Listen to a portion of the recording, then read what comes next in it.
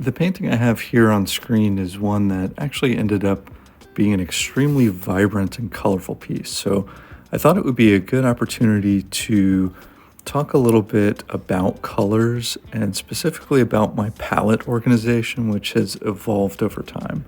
Originally, when I started painting, I had a really small palette, like kind of those cheap plastic ones from just like hobby shops and things like that. And eventually, this year actually, I upgraded my palette to a nicer large glass palette, which, see if I can pop on screen here so you can see exactly what I'm working with now. So it's much bigger. I think it's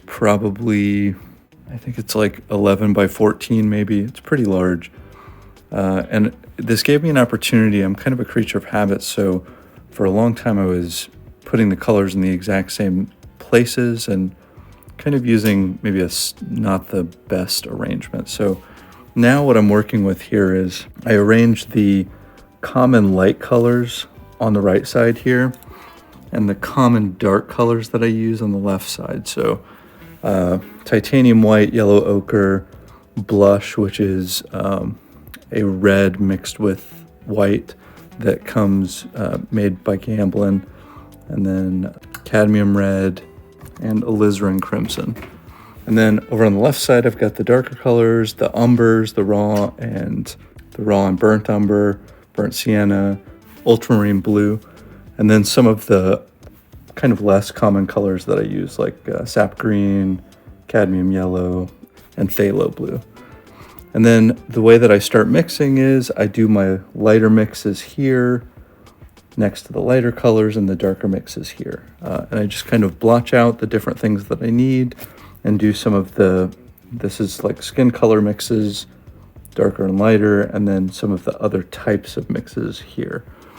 Just to give myself a little better structure and better kind of blending areas and zones. For the painting that I have on screen here, this very vibrant piece of a man kind of deep in thought, sitting next to a window, maybe it's sunset or there's some bright light coming in, kind of touching off a lot of yellows and greens. This is very kind of impressionist, but this gave me an opportunity really to explore some of these colors and some of the palette spaces that, just different mixes and kind of have some fun with some bright colors.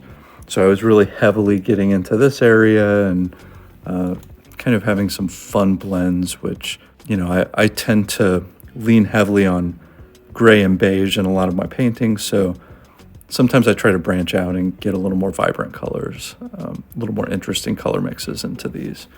So this was a really fun one because I just let myself cut loose, and that was really nice. So it's good to do that from time to time and kind of go wild. So I just wanted to talk about the palette a little bit and introduce some of those kind of organizational concepts. I'm always curious about how other people organize their palettes as well. I've seen some people kind of do rows at the top only and then blend the mixes down in a more organized fashion. I kind of like that. I haven't done it that way, but it's an interesting approach for sure. If anyone has any suggestions or tips about how to organize their palettes, especially more experienced artists, I would love to hear them. Definitely eager to learn other ways that people do that. So thanks for watching this palette organization video. Hope to see you for the next one.